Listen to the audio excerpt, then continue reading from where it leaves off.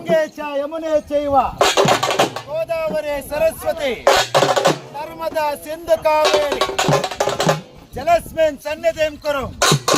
ಯಾವ ಗಂಗಾ ಮಾತೆಯನ್ನ ಭಕ್ತಿ ಪೂರ್ವಕವಾಗಿ ಪ್ರಣಾಮಗಳರ್ಪಿಸುತ್ತಾ ಎಂತಪ್ಪ ಯಾವಯ್ಯ ಕೆಂಡರ್ಚನೆಗೋಸ್ಕರವಾಗಿ ವೀರ ಮಡಿವಾಳರಾದರು ವೀರ ಮಡಿಯನಾಸಿಕೊಂಡು ಯಾವಯ್ಯ ನಮ್ಮಯ್ಯ ವೀರಭದ್ರೇಶ್ವರನಿಗೆ ಎಂತು ಬಾರಪ್ಪ ಎಂತೆಂಬುದಾಗಿ ಯಾವಯ್ಯ ವೀರಭದ್ರೇಶ್ವರನಾದರು ಎಂತು ಬರುತ್ತಿದ್ದನು.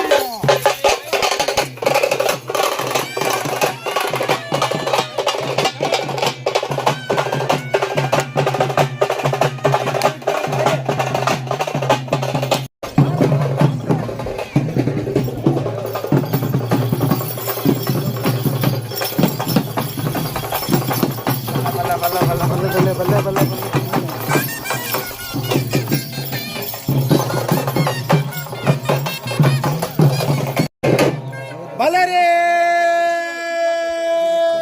ರುದ್ರ ಬಾಪರೇ ರುದ್ರ ಓಂ ನಮಃ ಶಿವಾಯ.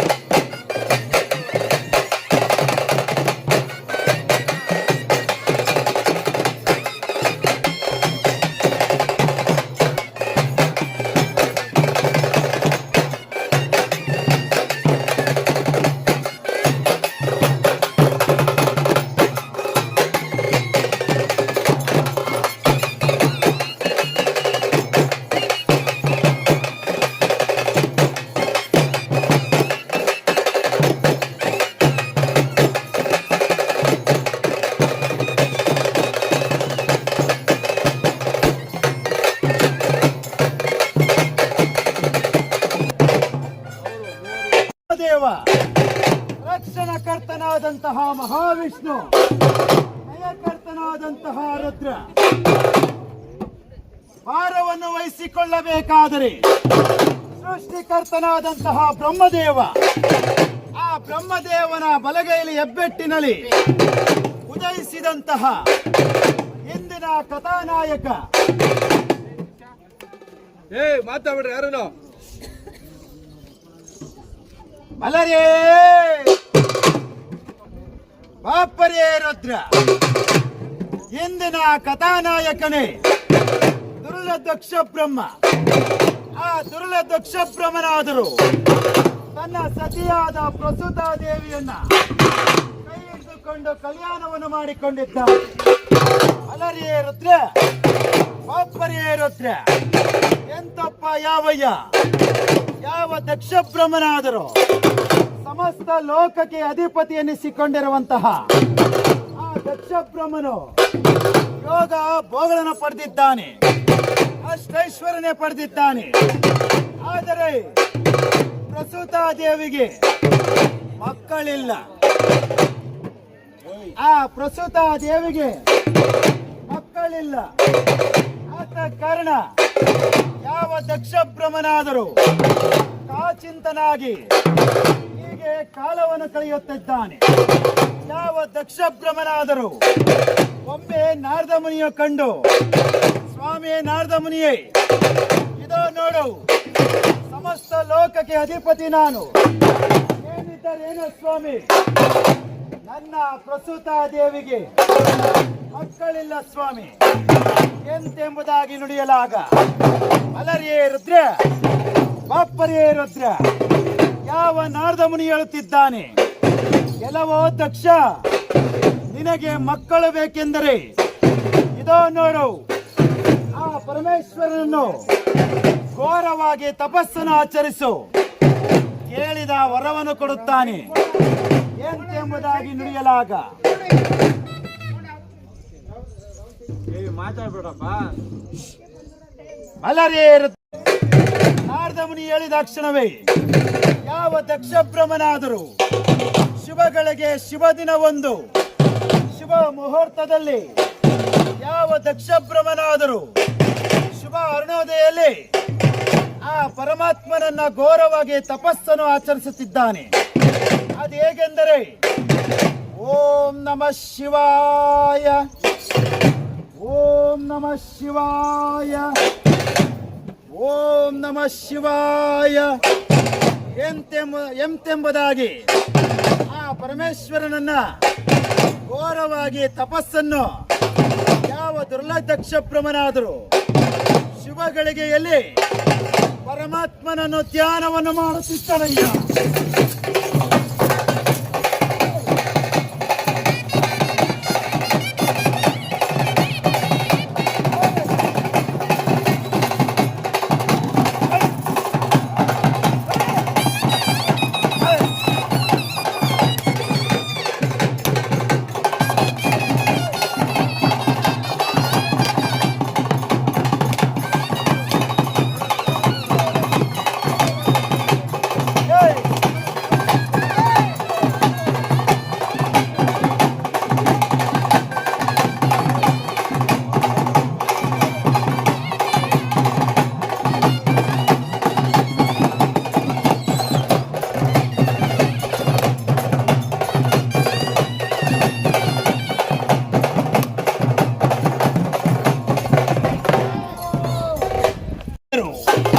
ಘೋರವಾಗಿ ತಪಸ್ಸನ್ನು ಆಚರಿಸುತ್ತಿದ್ದಾನೆ. ಯಾವ ಪರಮಾತ್ಮನಾದರೂ ದಕ್ಷ ಬ್ರಹ್ಮನ ಕಂಡು ನೇರವಾಗಿ ದಕ್ಷ ಬ್ರಹ್ಮನ ಬಳಿಗೆ ಬಂದು, ಏನು ದಕ್ಷ, ಎನ್ನನ್ನು ಘೋರವಾಗಿ ತಪಸ್ಸನ್ನು ಆಚರಿಸಿದ ಕಾರಣವೇನು ಎಂತೆಂಬುದಾಗಿ ಕೇಳಿದ ಕ್ಷಣವೇ ಯಾವ ದಕ್ಷ ಬ್ರಹ್ಮನ ಹೇಳುತ್ತಿದ್ದಾನೆ, ಏ ಪರಮಾತ್ಮ, ಏ ನೀಲಕಂಠ, ಏ ನಂಜುಂಡೇಶ್ವರ, ಮೈಲಾರಲಿಂಗೇಶ್ವರ, ಇದೋ ನೋಡು, ಯೋಗ ಭೋಗಗಳನ್ನು ಪಡೆದಿದ್ದೇನೆ, ಅಷ್ಟೈಶ್ವರ್ಯ ಪಡೆದಿದ್ದೇನೆ. ನನ್ನ ಪ್ರಸೂತ ದೇವಿಗೆ ಮಕ್ಕಳಿಲ್ಲ, ನಮಗೆ ಮಕ್ಕಳಿಲ್ಲ ಎಂತೆಂಬುದಾಗಿ ಕೇಳಿದ ಕ್ಷಣವೇ ಪರಮಾತ್ಮನನ್ನು ಆ ವಾಕ್ಯಗಳು ಕೇಳುತ್ತಿದ್ದಾನೆ. ಸ್ವಾಮಿ ಪರಮೇಶ್ವರ, ನನಗೆ ಮಕ್ಕಳು ಬೇಕೆಂತೆಂಬುದಾಗಿ, ಪುತ್ರ ಸಂತಾನವನ್ನು ಬೇಕು ಎಂತೆಂಬುದಾಗಿ ನುಡಿಯಲಾಗ, ಆಗದು ಒಪ್ಪದು, ನಿನಗೆ ಗಂಡು ಮಕ್ಕಳು ಕೊಟ್ಟರೆ ಲೋಕಕ್ಕೆ ಕಂಟಕ ಬರುವುದು, ನಾನು ಕೊಟ್ಟರೆ ಹೆಣ್ಣು ಮಗುವನ್ನೇ ಕೊಡುವೆನು ಎಂತೆಂಬುದಾಗಿ ನುಡಿಯಲಾಗ ಯಾವ ದಕ್ಷ ಬ್ರಹ್ಮನು ಹೇಳುತ್ತಿದ್ದಾನೆ, ಬೇಡ ಪರಮಾತ್ಮ, ಒಂದು ಮಗುವಲ್ಲ, ಕೊಟ್ಟರೆ 101 ಹೆಣ್ಣು ಮಕ್ಕಳನ್ನು ಕೊಡು ಎಂತೆಂಬುದಾಗಿ ನುಡಿಯಲಾಗ ಪರಮೇಶ್ವರನಾದರೂ ಆಗಲೇ ದಕ್ಷ ಎಂತೆಂಬುದಾಗಿ ದಕ್ಷ ಬ್ರಹ್ಮನಾದರೂ ಆ ವಾಕ್ಯಗಳು ಕೇಳಿದ ಕ್ಷಣವೇ ನೇರವಾಗಿ ದಕ್ಷ ಬ್ರಹ್ಮನು ದಕ್ಷಾವತಿಗೆ ಬರುತ್ತಿದ್ದಾನಯ್ಯ.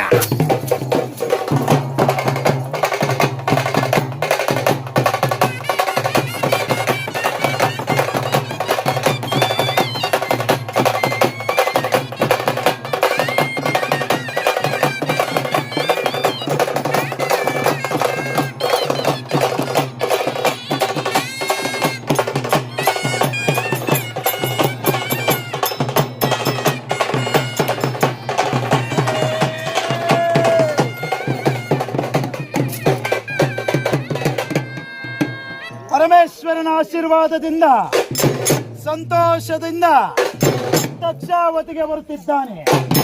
ಆ ದಕ್ಷಾವತಿಯಲ್ಲಿ ನೋಡುತ್ತಲೇ ಶುಭಗಳಿಗೆ ಶುಭ ದಿನವೊಂದು ಯಾವ ಪ್ರಸೂತ ದೇವಿಯಾದರೂ 9 ತಿಂಗಳು ಯಾವ ಗರ್ಭ ಸಂಜಾತಳಾಗಿದ್ದಾಳೆ, ಅದರೇ ಶುಭ ಗಳಿಗೆಯಲ್ಲಿ ನೋಡುತ್ತಲೇ ಒಂದು ಹೆಣ್ಣು ಮಗಳಿಗೆ ಜನ್ಮವನ್ನೇ ಕೊಟ್ಟು ಬಿಟ್ಟಳಯ್ಯ.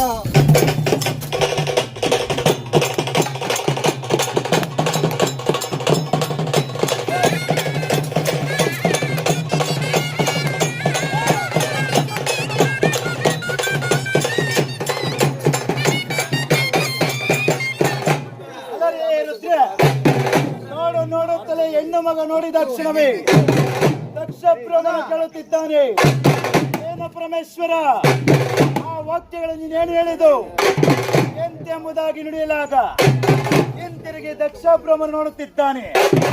ಯಾವ 101 ಹೆಣ್ಣು ಮಕ್ಕಳ ಕಂಡು ಸಂತೋಷದಿಂದ ನಗುತ್ತಿದ್ದ.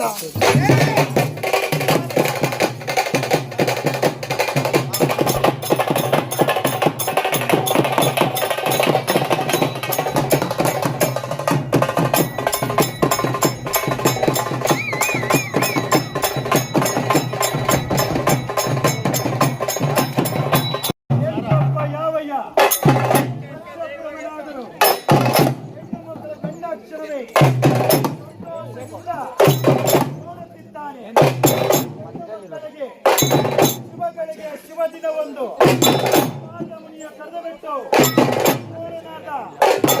ಹೆಣ್ಣು ಮಕ್ಕಳಿಗೆ ಶುಭ ಗಳಿಗೆಯಲ್ಲಿ ನಾಮಕರಣ ಮಾಡು ಎಂಬುದಾಗಿ ನುಡಿಯಲಾಗ ಯಾವ ಮುನಿ ಹೇಳುತ್ತಿದ್ದಾನೆ, ಮೊದಲನೇ ಹೆಣ್ಣು ಮಗಳಾದಂತಹ ದ್ರಾಕ್ಷಾಯಿಣಿ ಎಂಬುದಾಗಿ, ಎರಡನೇ ಹೆಣ್ಣು ಮಗಳಾದಂತಹ ಲಕ್ಷ್ಮೀದೇವಿ, ಮೂರನೇ ಹೆಣ್ಣು ಮಗಳಾದಂತಹ ಸರಸ್ವತಿ, ಹೆಣ್ಣು ಮಕ್ಕಳಿಗೆ ನಾಮಕರಣ ಮಾಡಿ ಹೀಗೆ ಕಾಲವನ್ನು ಕಳೆಯುತ್ತಾ ಹೆಣ್ಣು ಮಕ್ಕಳು ನೋಡುತ್ತಾ ಬೆಳೆದು ದೊಡ್ಡವರಾಗಿದ್ದಾರೆ, ವಿವಾಹ ವಯಸ್ಸಿಗೆ ಬಂದಿದ್ದಾರೆ.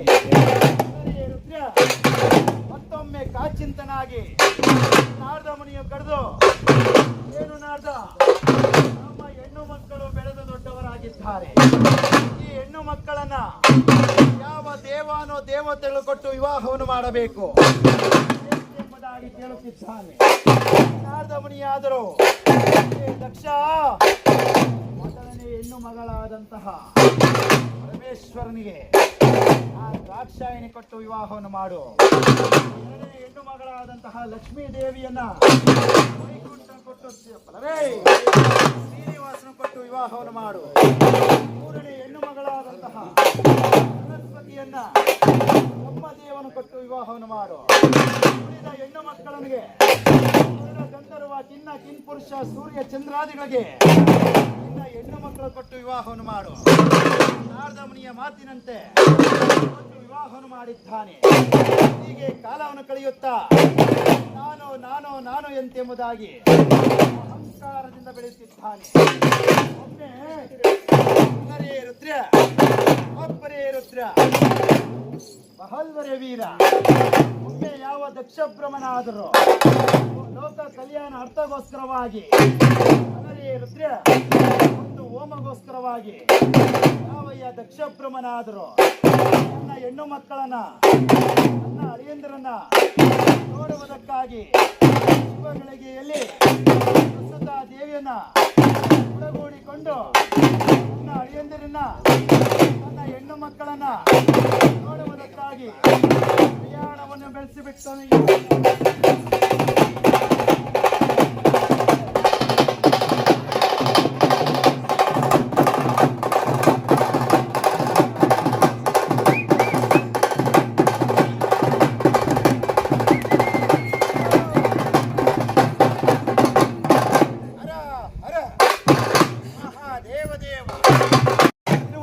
ಅಳಿಯಂದಿರೆಲ್ಲ ನನ್ನ ಅಳಿಯಂದಿರು ಹೀಗಿರುವಾಗ ಯಾರಿದ್ದಾರೆ ಎಂದು ಆ ಕೈಲಾಸಿಗೆ ಬರುತ್ತಿದ್ದಾನೆ. ಅಂದರೆ ಆ ಕೈಲಾಸಿಗೆ ಬರುತ್ತಿದ್ದಾನೆ. ಆ ಕೈಲಾಸದಲ್ಲಿ ದೂರದಿಂದ ಕಂಡು ನೋಡುತ್ತಿದ್ದಾನೆ. ಎಲ್ಲಿ ಕಹಳೆ ಸದ್ದಿಲ್ಲ, ಎಲ್ಲಿ ವಾದ್ಯ ಬೇರಿಲ್ಲ, ಎಲ್ಲಿ ಡಮರುಗನಾದವಿಲ್ಲ. ಏನಿದು? ಪಾವನಾದ ದಕ್ಷ ಬ್ರಹ್ಮನ ಕೈಲಾಸಿಗೆ ಬರುತ್ತಿದ್ದಾರೆ ಎಂದರೆ ಕೈಲಾಸವೆಲ್ಲ ಮೌನವಾಗಿ ಕುಳಿತಿರುವುದಲ್ಲ.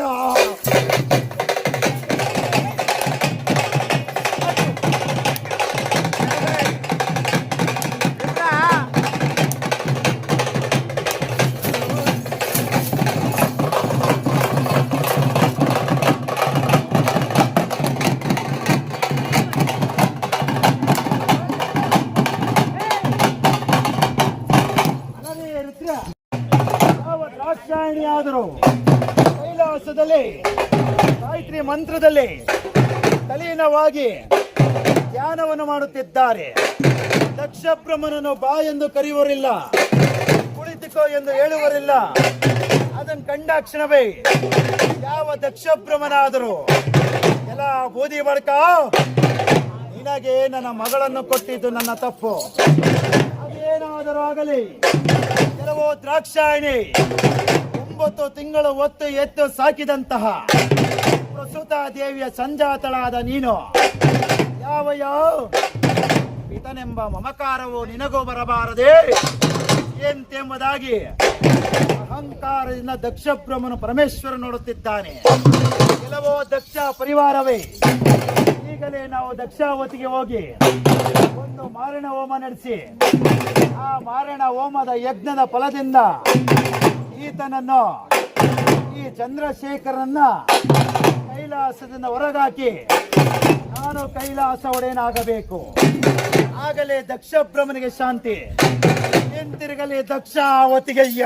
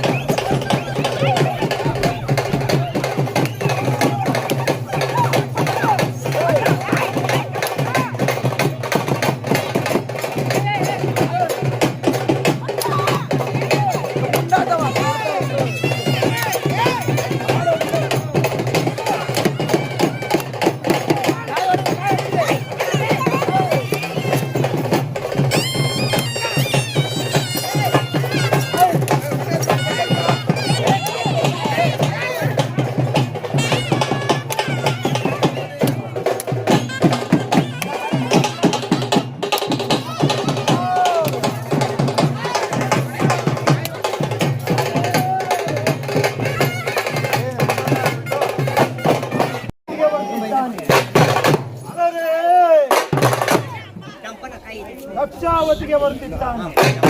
ದಕ್ಷಾವತಿಯಲ್ಲಿ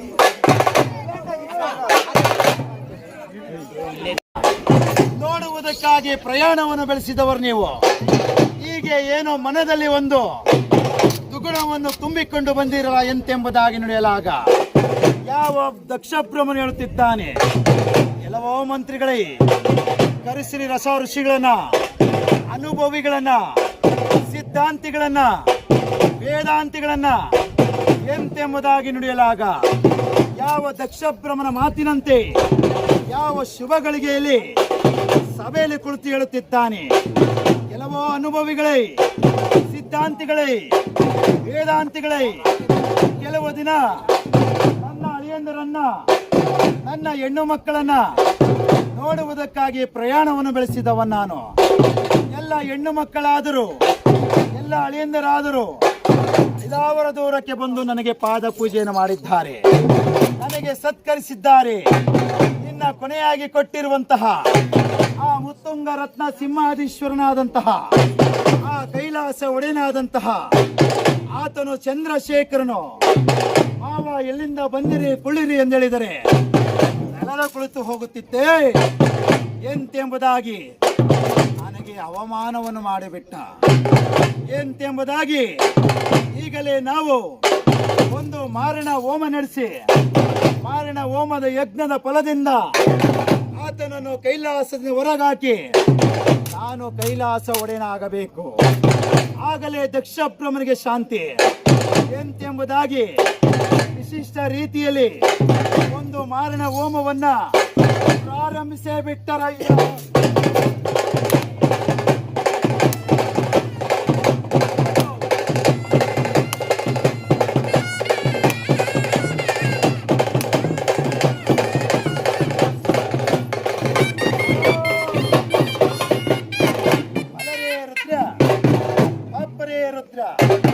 ಆ ಮಾರಣ ಹೋಮಕ್ಕೆ ಬೇಕಾದಂತಹ ಹಾಲು ಮೊಸರು ತುಪ್ಪಗಳನ್ನ ಪ್ರಸಾದಗಳನ್ನ ನೈವೇದ್ಯಗಳನ್ನ ಆಹುತಿಗೆ ಬೇಕಾದಂತಹ ಕುರಿಯನ್ನ ಸಮಸ್ತ ಮೇಲ್ವಿಚಾರವನ್ನ ದಕ್ಷಬ್ರಹ್ಮನೆ ವಹಿಸಿಕೊಂಡು ಪ್ರಸ್ತುತ ದೇವಿಯನ್ನ ಕಡಿದು ಬಿಟ್ಟು ಒಡನೆ ಕಂಕಣವನ್ನು ಕಟ್ಟಿಕೊಂಡು ಮಾರಣ ಹೋಮವನ್ನ ಪ್ರಾರಂಭಿಸೇ ಬಿಟ್ಟನಯ್ಯ.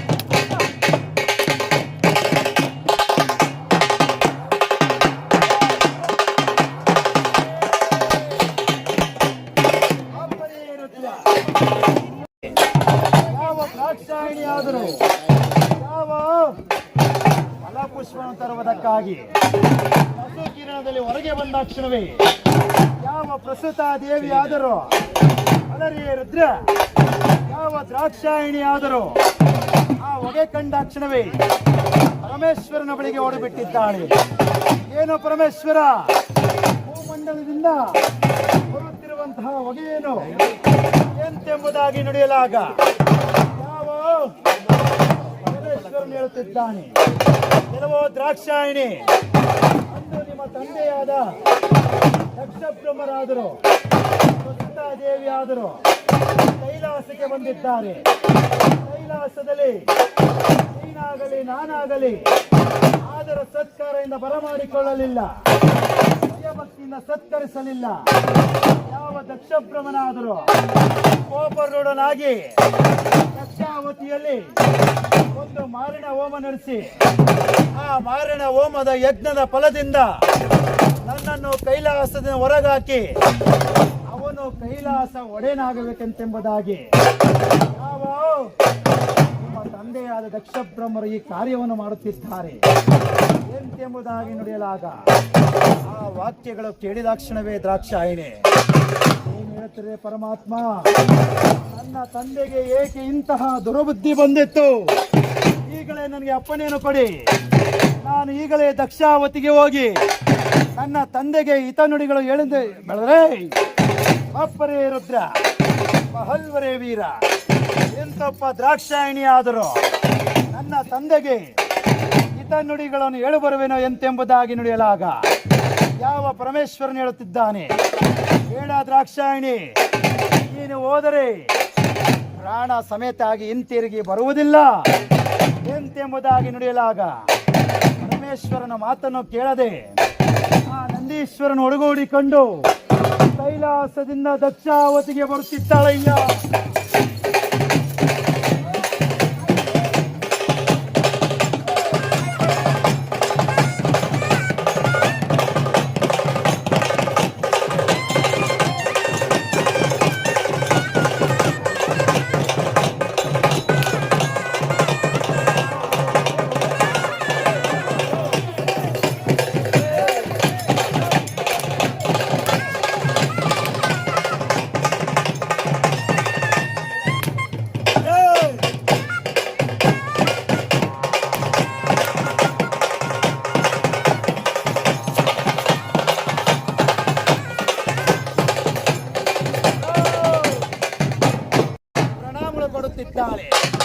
ಯಾವ ದಕ್ಷಬ್ರಹ್ಮನಾದರೂ ನನ್ನ ಮಗಳನ್ನ ಕಂಡಿದ್ದಾಳೆ. ಎನ್ನ ತಂದೆಯಾದ ದಕ್ಷಬ್ರಹ್ಮರೇ ಯಾವ ಅಹಂಕಾರದಿಂದ ಈ ಹೋರಾಟಕ್ಕೆ ನಿಂತಿರುವೆ, ದಯಮಾಡಿ ನೀವು ಪರಮೇಶ್ವರನೊಳಗೆ ಹೋರಾಟಕ್ಕೆ ನಿಲ್ಲಬೇಡಿ ಎಂತೆಂಬುದಾಗಿ ನುಡಿಯಲಾಗ ಯಾವ ದಕ್ಷಬ್ರಹ್ಮನು ಹೇಳುತ್ತಿದ್ದಾನೆ, ಕೆಲವು ದ್ರಾಕ್ಷಾಯಣಿ ಅಂದು ನಾನು ಕೈಲಾಸಕ್ಕೆ ಬಂದಾಗ ನೀನಾಗಲಿ ನಿನ್ನ ಪತಿದೇವರಾಗಲಿ ನನಗೆ ಅವಮಾನವನ್ನು ಮಾಡಿಬಿಟ್ಟರೆ, ಆದ ಕಾರಣ ಒಂದು ಮಾರಣ ಹೋಮ ನಡೆಸಿ ಮಾರಣ ಹೋಮದ ಯಜ್ಞದಿಂದ ನಿನ್ನ ಚಂದ್ರಶೇಖರನು ಕೈಲಾಸದಿಂದ ಹೊರಗೋಗುತ್ತಾನೆ ಎಂತೆಂಬುದಾಗಿ ನುಡಿಯಲಾಗ ಬಾರದು ಒಪ್ಪದು ತಿಳಿಯೋದು ಪರಮಾತ್ಮರೇ, ತಿಳಿಯೋದು ದಕ್ಷಬ್ರಹ್ಮರೇ, ಈಗಲೇ ನೀವು ಆ ಪರಮೇಶ್ವರನ ಪಾದವನ್ನು ಹಿಡಿದುಕೊಂಡು ನಾನು ಮಾಡಿದ ತಪ್ಪಾಯ್ತು ಎಂತೆಂಬುದಾಗಿ ಬೇಡಿದ ಕ್ಷಣವೇ ಯಾವ ಪರಮೇಶ್ವರನಾದರೂ ಕರುಣಾಮಯ ನಿಮಗೆ ಕ್ಷಮೆ ನೀಡುತ್ತಾನೆ ಎಂತೆಂಬುದಾಗಿ ನುಡಿಯಲಾಗ ಏನ್ ಹೇಳುತ್ತವೆ ದ್ರಾಕ್ಷಾಯಣಿ ಆ ಬೂದಿ ಬಡಕನ ಬಳಿಗೆ ಬಂದು ನಾನು ಪ್ರಾಣ ಭಿಕ್ಷೆ ಬೇಡಬೇಕೇ ಎಂತೆಂಬುದಾಗಿ ನುಡಿಯಲಾಗ ಬಾರದು ಒಪ್ಪದು ಎಂತೆಂಬುದಾಗಿ ಅಹಂಕಾರದಿಂದ ಹೇಳುತ್ತಿದ್ದಾನೆ. ಯಾವ ದ್ರಾಕ್ಷಾಯಣಿ ಆದರೂ ಬೇಡ ಪರಮಾತ್ಮ, ನೀನು ಹೇಳಿದರೂ ನಾನು ಕೇಳಲಿಲ್ಲ ಎಂತೆಂಬುದಾಗಿ ನೋಡು. ನನ್ನ ತಂದೆಯಾದ ದಕ್ಷ ಬ್ರಹ್ಮರು ನಾನು ಎಷ್ಟು ಹಿತನುಡಿಗಳು ಹೇಳಿದರೂ ಕೇಳಲಿಲ್ಲ. ಆದ ಕಾರಣ ಹೇ ಅಗ್ನಿದೇವ, ನನ್ನ ಪ್ರಾಣವನ್ನ ನೀನು ಸ್ವೀಕರಿಸಿಕೋ ಎಂತೆಂಬುದಾಗಿ ನುಡಿಯಲಾಗ ಅಗ್ನಿದೇವನಾದರೂ ದ್ರಾಕ್ಷಾಯಣಿ ಮಾತನ್ನು ತಿರಸ್ಕರಿಸದೆ ಕೊತಕೊತನೆ ಕುದಿಯುತ್ತಿದ್ದಾನೆ. ಯಾವ ದ್ರಾಕ್ಷಾಯಣಿ ಆದರೂ ಕೆಲವು ದಕ್ಷ ಭ್ರಮರೇ ಯಾವ ಅಹಂಕಾರದಲ್ಲಿ ಹೋರಾಟಕ್ಕೆ ನಿಂತಿರುವೆ, ಯಾವ ಶಿಕ್ಷೆ ದೊರಕಬೇಕು ಅದು ನನ್ನ ಪರಮಾತ್ಮನು ಕೊಡುತ್ತಾನೆ ಎಂತೆಂಬುದಾಗಿ ಹರ ಹರ ಹರ ಮಹಾದೇವ ಎಂತೆಂಬುದಾಗಿ ತನ್ನ ಕೆಂಜಡಂಕೆದ್ರು ಬಿಟ್ಟು ಕೊಲಲೆ ಎಂದು ಕೂಗುತ್ತಾ ದ್ರಾಕ್ಷಾಯಣಿಯೋ ಯಜ್ಞ ಕುಂಡದಲ್ಲಿ ತನ್ನ ಪ್ರಾಣವನ್ನೇ ಅರ್ಪಿಸಿಬಿಟ್ಟ.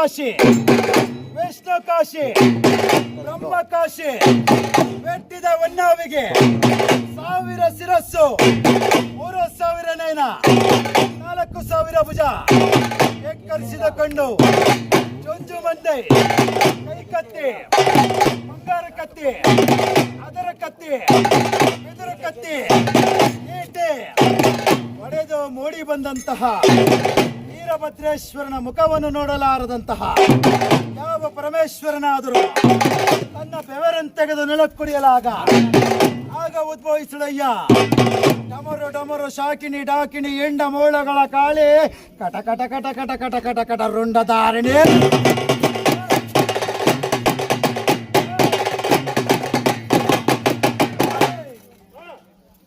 ನುಡಿಸಪ್ಪ ಲಿಂಗಯ್ಯ.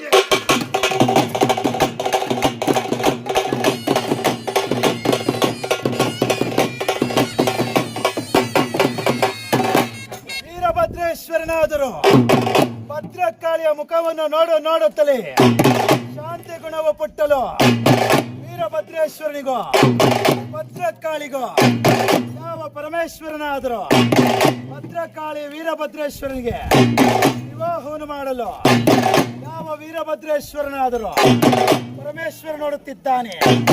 ಏನಪ್ಪ ತಂದೆ, ಏ ಪರಮೇಶ್ವರ, ನನಗೆ ವೈರಿ ಯಾರು, ನನಗೆ ವೈರಿ ಯಾರು ಎಂತೆಂಬುದಾಗಿ ನುಗ್ಗಲೇ ಬ್ರಹ್ಮಾಂಡವನ ಅರಿಯಲೇ ಬ್ರಹ್ಮಾದಿಯ ದೇವತೆಗಳನ್ನ ನನಗೆ ವೈರಿ ಯಾರು ಎಂತೆಂಬುದಾಗಿ ನುಡಿಯಲಾಗ ಪರಮೇಶ್ವರನಾದರೂ ಯಾವ ದಕ್ಷಾವತಿಯ ಕಥೆಯನ್ನು ನಿವೇದಿಸಿಬಿಟ್ಟು ಕಡುಗಲಿ ಗೋಡುಗುಡ್ಡದ ಕಡಕ್ರಾದ ಕಲಿ ವೀರಭದ್ರ ಈಗಲೇ ಯಾವ ದಕ್ಷ ಬ್ರಹ್ಮನ ರುಂಡವನ್ನ ಚೆಂಡಾಡಿ ಬಾ ಎಂತೆಂಬುದಾಗಿ ನುಡಿಯಲಾಗ ಯಾವ ಪರಮೇಶ್ವರ ವಾಕ್ಯಗಳು ಕೇಳಿದ ಕ್ಷಣವೇ ಯಾವ ವೀರಭದ್ರೇಶ್ವರನಾದರೂ ಕಲಸ ಕನ್ನಡಿ ರಥಾಗೂಢನಾಗಿ ಭದ್ರಕಾಳಿಯ ಮುಂದಿಡಿದುಕೊಂಡು ನನಗೆ ವೈರಿ ಯಾರು, ನನಗೆ ವೈರಿ ಯಾರು ಎಂತೆಂಬುದಾಗಿ ಬರುವ ಅರ್ಪಣಕ್ಕೆ ಸೂರ್ಯನೇ ಪಾದಕ್ಕೆ ಸಿಕ್ಕಿ ಬಿಟ್ಟನಯ್ಯ.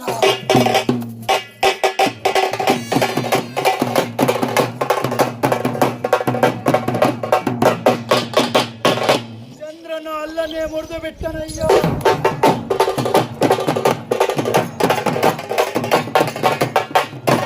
ಎಂತಪ್ಪ ವೀರಭದ್ರೇಶ್ವರನು ದೇವಿനെ ಕೊಂಡು ಅವಳ ಕಿವಿಯನ್ನು ಕತ್ತರಿಸಿ ಬಿಟ್ಟನು.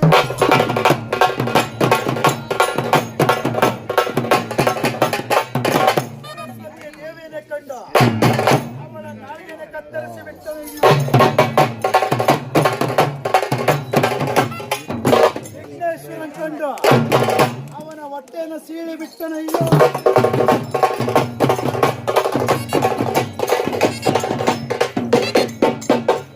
ಅಷ್ಟದಿಕ್ಪಾಲಕರನ್ನೇ ಕಂಡು ಎಡಪ್ಪಾದನ್ನು ಒಡ್ಡು ಬಿತ್ತನಯ್ಯ.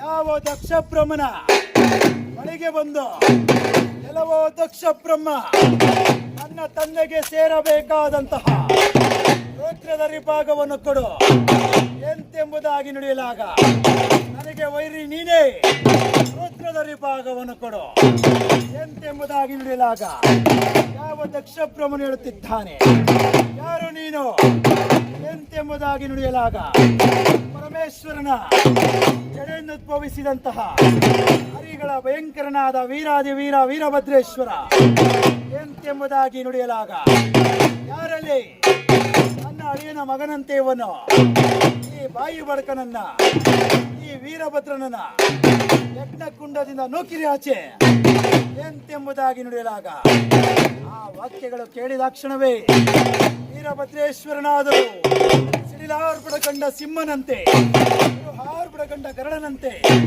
ಮೊದಲೇ ಎಂದು ಕೂಗುತ್ತಾ ನನ್ನ ಗಂಡು ಕತ್ತೆಯನ್ನು ಮೇಲಿಡಿದುಕೊಂಡು ದಕ್ಷ ಬ್ರಹ್ಮನ ಸುರಕ್ಷೆಯ ಮನೆ ಮಾಡಿ